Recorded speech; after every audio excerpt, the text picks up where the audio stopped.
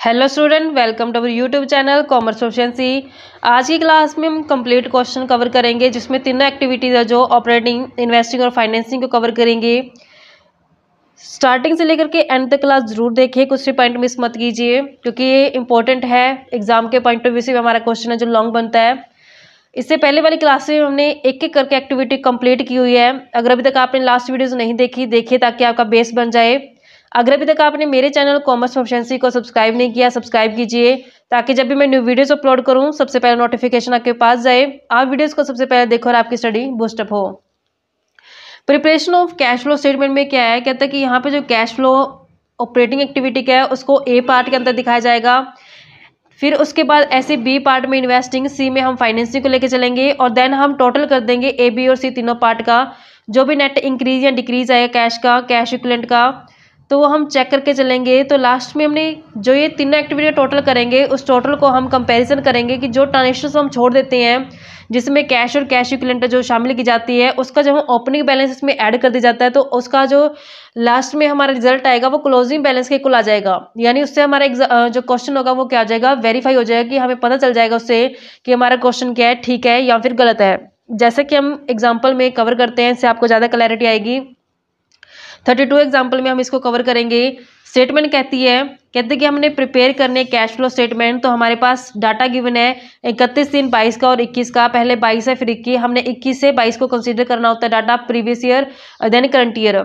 Share holder fund है, share holder fund में capital है हमारे पास 60,000 से 70,000 हो चुकी है, यानी कि शेयर इशू किए गए होंगे, इस कारण से जो कैपिटल बढ़ चुकी है।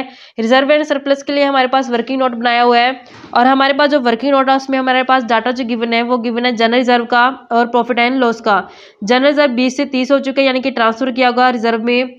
नेगेटिव 12 से 14 हो चुका है, तो यहाँ पे हमारा प्रॉफिट एंड लॉस है, जो नेट प्रॉफिट जो हम कैलकुलेट करते हैं ऑपरेटिंग एक्टिविटी के लिए वो पता चल जाएगा यहाँ से।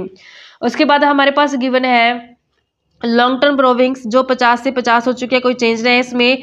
ट्रेड पेपर्स के अंदर 2 वर्किंग नोट बनाया हुआ है और 2 वर्किंग नोट के अंदर हमें जो डाटा गिवन है वो गिवन है क्रेडिटर्स का और बीपी का, जो 6500 से 23,500 हो चुके हैं, 2500 से 1500 हो चुके हैं। ये हमारे लिए करंट लायबिलिटी होती है।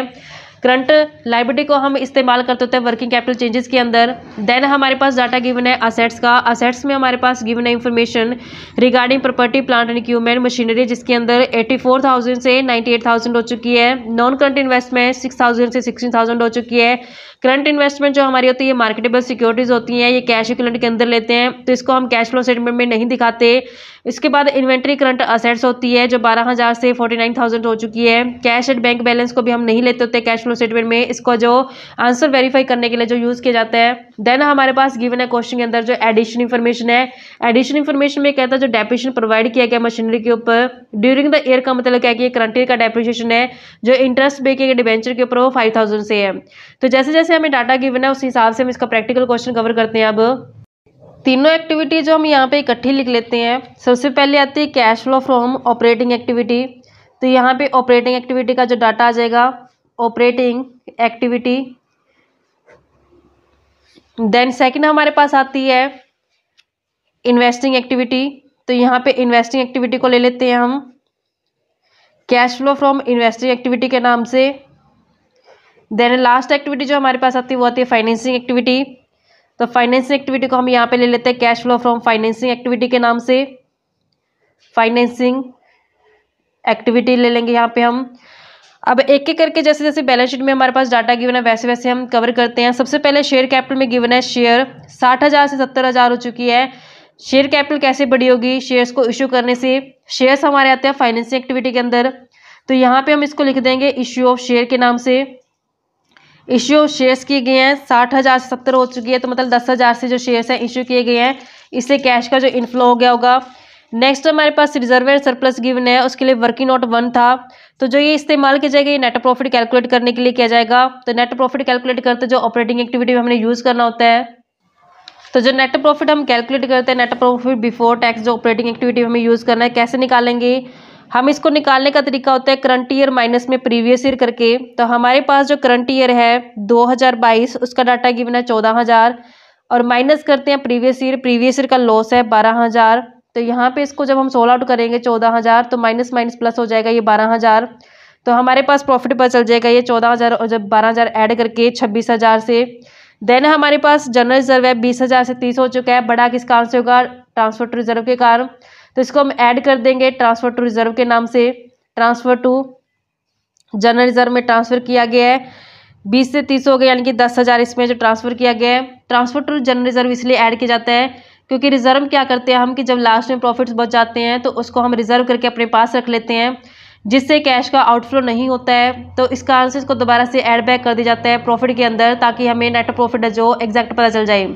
देन हमारे पास इंफॉर्मेशन गिवन है लॉन्ग टर्म बोरोविंग्स के रिगार्डिंग, जो 50,000 से 50,000 हो चुकी है, तो कोई चेंज नहीं आया, ना ही इनफ्लो हुआ कैश का, ना ही उससे आउटफ्लो हुआ।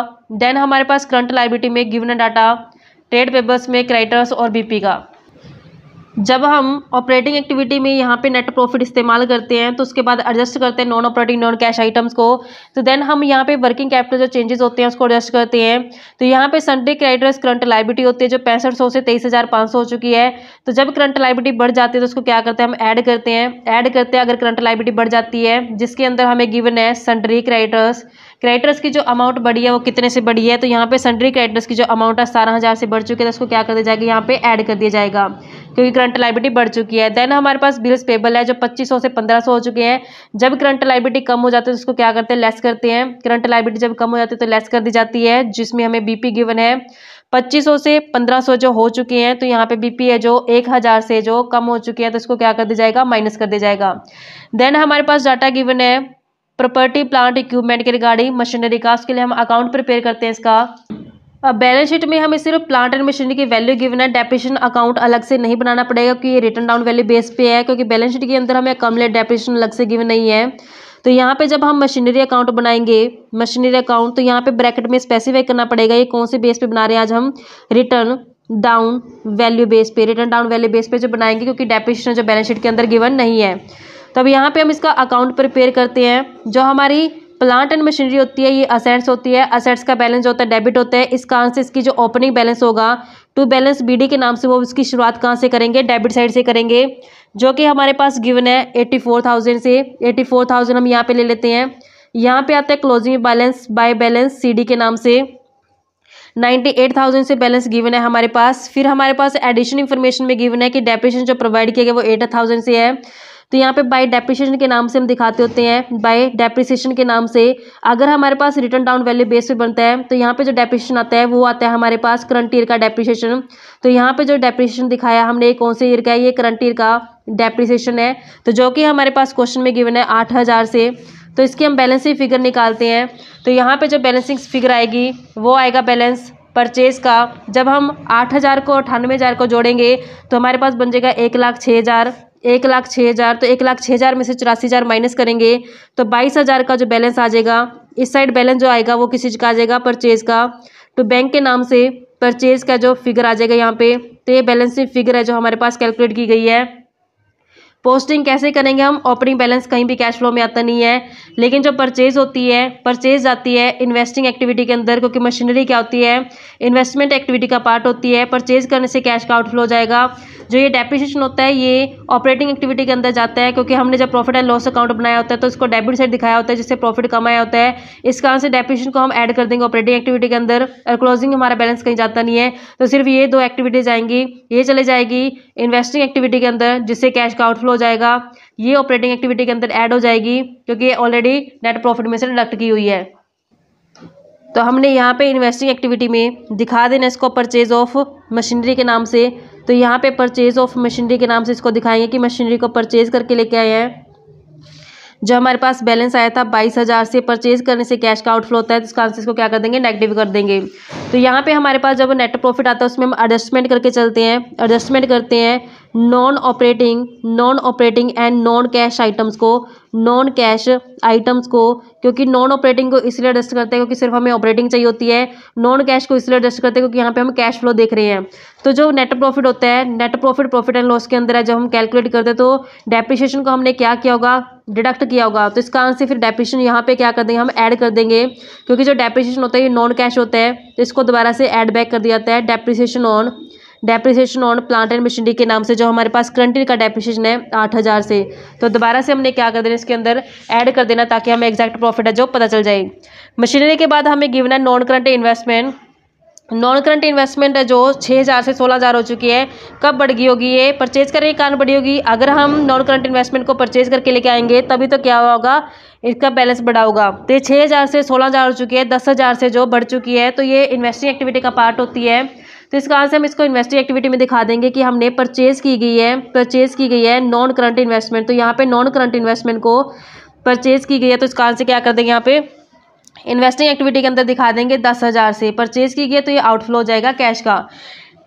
हमारे पास नॉन करंट इन्वेस्टमेंट के बाद हमारे पास डाटा गिवन है करंट असेट्स का, जिसमें हमारे पास इन्वेंट्री है।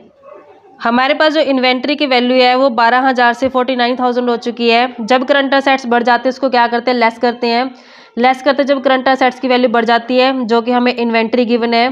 तो इसको हम ऑपरेटिंग एक्टिविटी के अंदर एडजस्ट करते हैं। ये 37,000 से क्या कर देंगे, हम इसको माइनस कर देंगे।